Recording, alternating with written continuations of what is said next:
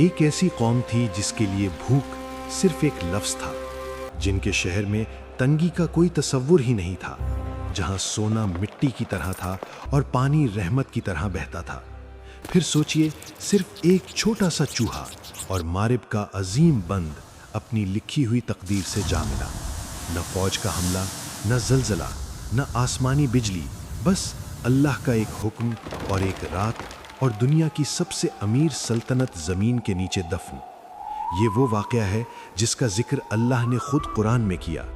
یہ ہے قوم سبا، جنت سے جہنم تک کا سفر، اور یقین مانیے جو آگے آنے والا ہے وہ آپ کو اندر تک ہلا دے گا۔ قوم سبا عرب کے جنوبی حصے میں آج کے یمن کے علاقے میں آباد تھی، لیکن یہ کوئی عام قوم نہیں تھی، یہ دنیا کی سب سے زیادہ خوشحال قوم تھی۔ ان کی زمین زرخیز تھی، ہوا نرم تھی اور بارش بالکل میزان کے ساتھ ہوتی تھی۔ مگر ان کی اصل طاقت، ان کا سب سے بڑا راز مارب کا عظیم بند تھا۔ یہ ڈیم اتنا عظیم تھا کہ اس کے ذریعے دونوں جانب پھیلے ہوئے باغوں کو پانی ملتا تھا۔ پھل اتنے زیادہ کہ مسافر جب وہاں سے گزرتا تو بھوک کا احساس ہی نہیں ہوتا۔ قرآن اس منظر کو خود بیان کرتا ہے۔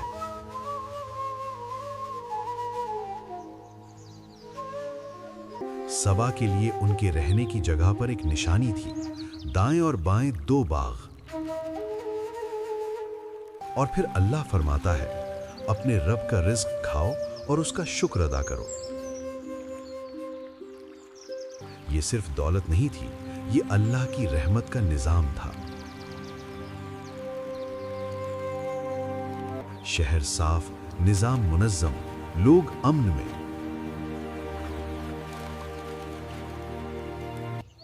قرآن نے اس شہر کو کہا، پاک شہر اور بخشنے والا رب۔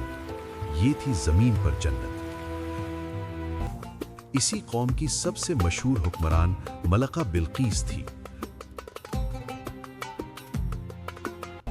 تفسیر ابن کثیر کے مطابق بلقیس ایک سمجھدار، باحکمت اور طاقتور ملکہ تھی۔ اس کا تخت عظیم تھا، اس کا نظام مضبوط اور اس کی سلطنت دور دور تک مشہور، یہاں تک کہ اس کا ذکر اللہ کے نبی حضرت سلیمان علیہ السلام تک جا پہنچا۔ حضرت سلیمان علیہ السلام وہ نبی تھے جنہیں اللہ نے ایسی طاقت دی جو کسی اور کو نہیں ملی۔ جنات ان کے حکم میں، پرندے ان کی زبان سمجھتے اور ہوا ان کے لیے چلتی۔ انہوں نے بلقیس کو خط بھیجا۔ قرآن اس خط کے الفاظ بیان کرتا ہے۔ یہ خط سلیمان کی طرف سے ہے اور یہ اللہ کے نام سے شروع ہوتا ہے اور دعوت دی، اللہ کے آگے سجدے میں جھک جاؤ۔ بلقیس نے مشورہ کیا، تحفے بھیجے، سونا، چاندی، جواہرات، مگر سلیمان علیہ السلام نے سب واپس کر دیا اور فرمایا، جو اللہ نے مجھے عطا کیا ہے وہ تمہاری دولت سے کہیں بہتر ہے۔ یہاں بلقیس سمجھ گئی کہ یہ کوئی عام بادشاہ نہیں، یہ اللہ کا نبی ہے۔ پھر وہ خود سلیمان علیہ السلام کے پاس آئی اور جب شیشے کے محل میں داخل ہوئی تو پانی سمجھ کر اپنا لباس اٹھایا۔ تب حقیقت کھلی۔ اس وقت بلقیس نے کہا، پروردگار، میں غلط تھی، اب میں اللہ پر ایمان لاتی ہوں۔ اور تفسیر ابن کثیر کے مطابق بلقیس کے بعد قوم سبا نے بھی اسلام قبول کر لیا۔ یہ تھا سبا کا روحانی اور دنیاوی عروج۔ مگر وقت ہمیشہ ایک جیسا نہیں رہتا۔ بلقیس کا دور ختم ہوا، نسلیں بدلی، حکمران بدلے، اور وقت کے ساتھ شکر کی جگہ غرور نے لے لی۔ یہ باغ ہم نے بنائے، یہ بند ہم نے خود کھڑا کیا، یہ دولت ہماری عقل کا نتیجہ ہے۔ اللہ کا ذکر کم ہوتا گیا اور اپنی طاقت کا نشہ بڑھتا گیا۔ اللہ نے انہیں تنبیہ دی، نبی بھیجے، مگر انہوں نے مذاق اڑایا۔ نبیوں نے ان سے کہا، یہ باغ تمہاری عقل کا کمال نہیں، یہ رب کی رحمت ہے۔ اگر تم نے شکر چھوڑ دیا تو یہ رحمت تم پر بوجھ بن جائے گی۔ وہ جواب دیتے، تم ہمیں ڈرا رہے ہو؟ دیکھو ہمارا محرم بند پہاڑوں کی طرح مضبوط، کیا تمہارا رب اسے بھی گرا سکتا ہے؟ اللہ جب پکڑ کرتا ہے تو وجہ بڑی نہیں ہوتی، صرف اس کا حکم کافی ہوتا ہے۔ مگر قوم کے چہروں پر سرد غمنڈ تکبر ہوتا۔ اگر عذاب آنا ہوتا تو کب کا آ چکا ہوتا۔ ہماری سلطنت محفوظ ہے، ہمارا بند لاجواب ہے، ہمیں کوئی تباہ نہیں کر سکتا۔ سال گزرتے رہے، اللہ کے نبی نے بار بار سمجھایا، رحمت قہر بننے سے پہلے سدھر جاؤ، مگر ان کے دل پتھر ہی رہے۔ ہماری برابری کرنے چلا ہے،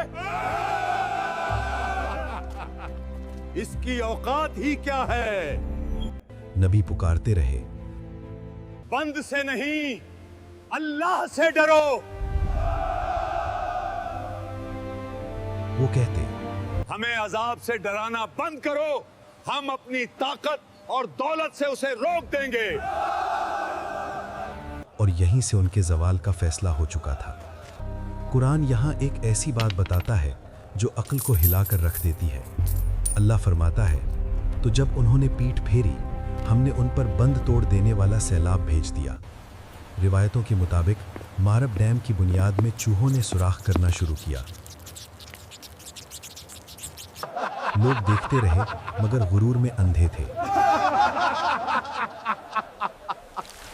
یہ بند ہماری طاقت کی نشانی ہے، یہ چوہے اس کا کچھ نہیں بگاڑ سکتے۔ پھر وہ رات آئی، لوگ سو رہے تھے، شہر خاموش تھا اور مارب ڈیم آخری سانس لے رہا تھا۔ پہلے ایک آواز آئی، پھر دوسری، اور اچانک بند ٹوٹ گیا۔ پانی جو کبھی رحمت تھا اب قہر بن چکا تھا۔ لوگ چیخنے لگے،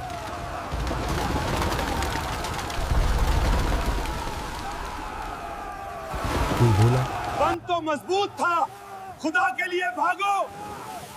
مگر بھاگنے کا کوئی راستہ نہیں تھا۔ قرآن کے الفاظ ہیں، پھر ہم نے ان پر بند توڑ دینے والا سیلاب بھیج دیا۔ نبی کی آواز گونجتی رہی، یہ وہی ہے جس سے تم انکار کرتے رہے۔ یا اللہ ہمیں بچا لے، ہم سے غلطی ہو گئی۔ میری مدد کرو۔ اٹھتی لہریں شہر پر گرتی گئیں، ہر کونے کو اپنی لپیٹ میں لے رہی تھیں۔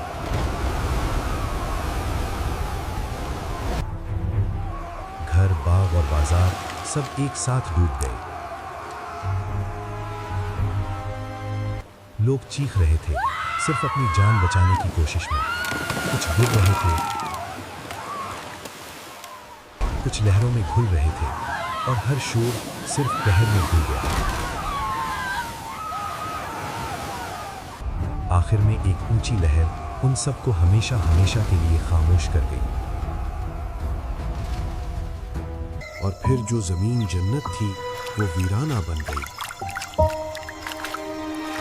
باغ مٹی بن گئے، گھر بہہ گئے، شہر کے شہر ختم ہو گئے، نسلیں ختم ہو گئیں، صرف واقعہ رہ گیا۔ اللہ فرماتا ہے کہ ان کے باغوں کے بدلے کانٹے دار جھاڑیاں لگا دی گئیں۔ یہ سزا کیوں تھی؟ قرآن خود جواب دیتا ہے، یہ سزا اس لیے تھی کہ انہوں نے ناشکری کی۔ قوم سبا دولت سے تباہ نہیں ہوئی، غرور سے تباہ ہوئی۔ ان کا جرم یہ نہیں تھا کہ وہ امیر تھے، ان کا جرم یہ تھا کہ وہ شکر بھول گئے۔ اور یہ واقعہ صرف ان کے لیے نہیں، یہ ہم سب کے لیے ہے۔ اگر اللہ کی دی ہوئی نعمت اللہ سے دور کر دے تو وہ رحمت نہیں رہتی، عذاب بن جاتی ہے۔ सोचिए, अगर एक छोटा सा चूहा अल्लाह के हुक्म से सल्तनत गिरा सकता है तो हम किस गिनती में आते हैं? कमेंट्स में लिखो, दौलत या गुरूर, किस चीज ने कौमों को तबाह किया? वीडियो को लाइक करो और चैनल को सब्सक्राइब करो।